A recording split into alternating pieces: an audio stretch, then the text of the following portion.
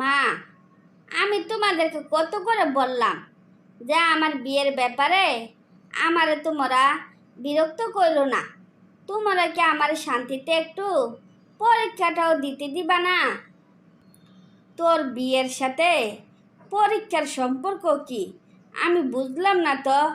শুনছি ছেলেটা নাকি অনেক ভালো, তার জন্য তোর বাবা এই বিয়েটা হাতছাড়া করতে চাইতেছে না। এবার কি আমি বুঝাইতে পারছি? না, তুমি আমারে বুঝাইতে পারো নাই। দুনিয়াতে ভালো ছেলে শুধু ওই একজন না, এরকম হাজার হাজার ছেলে আছে। ভালো ছেলে নিয়া তোমাদের টেনশন করতে হইব না। আমার পরীক্ষা আগে শেষ হইয়া লোক, তারপর আমার বিয়ের ব্যাপারে চিন্তা ভাবনা করব। তোর বাবার বয়স হয়েছে, তোর বাবা বেঁচে থাকতে তোদের 3 বোনকে বিয়ে দেওয়াটা খুব জরুরি। তাই বলছি, এই বিয়েতে তুই রাজি হইয়া যা, তুই আর না করিস না। আমি যে কেন তোমার বড় মেয়ে হইলাম, কপালটারে মঞ্চা ঝাড়ু দিয়ে 2টা বাড়ি মারি। ঠিক আছে, বাবাকে জানাইয়া দিও আমি এই বিয়েতে রাজি। মারে, মন খারাপ করিস না। যার সাথে তোর বিয়ে হইব তারে বুঝাইয়া বলবো বিয়ের পরে তোরে যাতে লেখাপড়া করায়।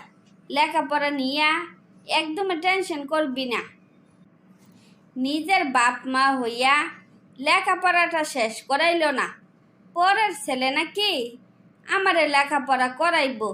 হইছে, লেখাপড়ার স্বাদ আমার মিটে গেছে।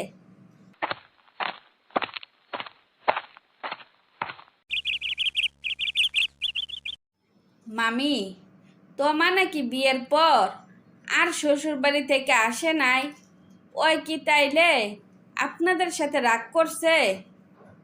তুমি তাইলে একটা কাজ করো, তোমার এক নজর দেখে আসো, আর যদি পারো ওরে বুঝাইয়া নিয়ে আইসো।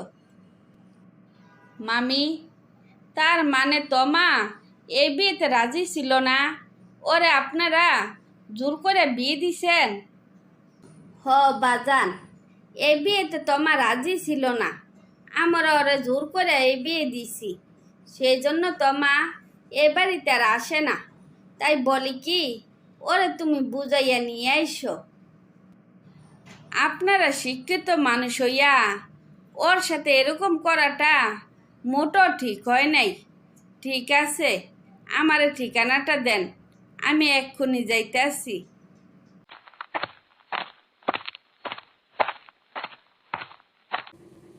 তুই কেমন করে আমার শ্বশুর বাড়ি চিনলি?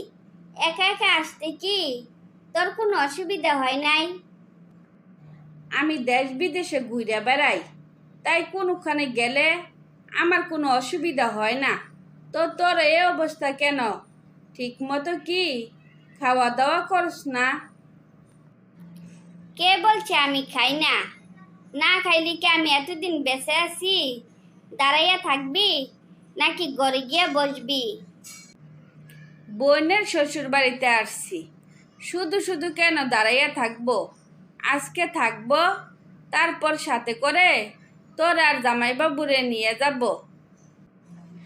আমারে নিয়া যা বলার বলিস, কিন্তু তোর জামাইবাবুরে নিয়া কোনো কথা বলিস না। উনি খুব ব্যস্ত মানুষ, কারোর সাথে কথা বলার মতো সময় ওনার হয় না। তার মানে জামাইবাবু তোর সাথে কোনো কথা বলে না? কিরে, চুপ হয়ে গেলি যে, কিছু বলবি না? আমার বাবা মা এই ছেলের কাছে বিয়ে দেওয়ার জন্য পাগল হয়ে গেছিল। এরকম ভালো ছেলে নাকি আর পাওয়া যাব না। সত্যি, বাবা মা এত ভালো ছেলের সাথে আমারে বিয়ে দিছে যা বাসায় প্রকাশ করা যাইব না। তার মানে ছেলে হিসেবে উনি ভালো না? তোরে কি উনি পছন্দ করে নাই? তাইলে এই কথাটা তুই তোর বাবা মার সাথে শেয়ার করিস নাই কেন? যারা কিনা আমার বাড়ি থেকে তাড়াইয়া দিল, আমি আমার ক্যারিয়ার করতে পারলাম না, তাদের কাছে আমার দুঃখের কথা বললে কি কোনো লাভ আছে? নাই তো, তাই কিছু বলিনি। যে লোক তোর সাথে কোনো কথাই বলে না, শুধু শুধু কেন এ বাড়িতে পড়ে থাকবি? তুই আমার সাথে চল। যে বাড়িতে তোর সম্মান নাই, সে বাড়িতে তোর আর থাকা লাগবো না। যা, একটু পরিপাটি হই আয়। এ বাড়িতে থাকা খাওয়া কোনো কিছুর অসুবিধা নাই। যখন মুখ দিয়ে যা বলি তা এনে দেয়, তাইলে একজন মানুষের জন্য শুধু শুধু আমি এ বাড়ি ছেড়ে যাব কেন? সব সময় আবেগ দিয়ে জীবন চলে না। যে ছেলে 2 বছর ধরে তোর সাথে কথা বলে না, সেই ছেলে যে 2 দিন পরে তোরে এই বাড়ি থেকে তাড়াইয়া দিব না, তার কি কোনো গ্যারান্টি আছে? আমারে বলতো। এই গ্যারান্টি আমি দিতে পারি যে ও যাই করুক না কেন আমাকে বাড়ি থেকে তাড়াইয়া দিবে না, এইটুকু বিশ্বাস আমার আছে। কি রে, যে লোক 2 বছর বিয়ে কইরা বোর সাথে 2টা কথাও বললো না, সেই লোকের প্রতি তোর এত বিশ্বাস, ভালোবাসা কোথায় থেকে আসলো? তা তো আমি বুঝতে পারলাম না। তুই এইসব বুঝবি না। সেদিন ওনার এক আত্মীয় আমাকে অপমান করে একটা কথা বলছিল। উনি শুধু ওই লোকটারে অপমান করে নাই, বাড়ি থেকে সাথে সাথে বের করেও দিছে। সেদিন চিৎকার করে বলছিল যে আমার বউরে কেউ অপমান করে কথা বলবে, তার জায়গা কোনো দিনে এ বাড়িতে হইব না। কথাটা যেন মনে থাকে। এই আবার কেমন পুরুষ? বউকেও ভালোবাসে না, আবার ঘৃণাও করে না। উনি কি চায়? এভাবে সারা জীবন এ বাড়িতে তুই পড়ে থাকস? আমি এক্ষুনি ওনার সাথে কথা বলবো। এইভাবে কোনো সম্পর্ককে এভাবে ঝুলিয়ে রাখার কোনো মানে হয় না। আমি নীলয়, আপনার শ্বশুর বাড়ির আত্মীয়। আমি তোমাকে নিতে আসছি। ও আর এই বাড়িতে থাকবো না, সারা জীবনের জন্য ওরে নিয়ে যাব। এটা আপনার কোনো আপত্তি নাই তো? ওই যদি সারা জীবনের জন্য চলে যাইতে চায়, তাইলে ওরা আমি জোর করে ধরে রাখবো না, ওরা আপনি নিয়ে যাইতে পারেন। তার মানে আপনি ওরা পছন্দ করেন না? যদি এরকমের হয়, তাইলে আপনি ওরে বিয়ে করছিলেন কেন? ওরে দেখলে কি পুতুল মনে হয়? আমি একজনকে ভালোবাসতাম, সে আমাকে ছেড়ে চলে গেছে, তাই আমি আর কাউকে বিশ্বাস করতে পারি নাই।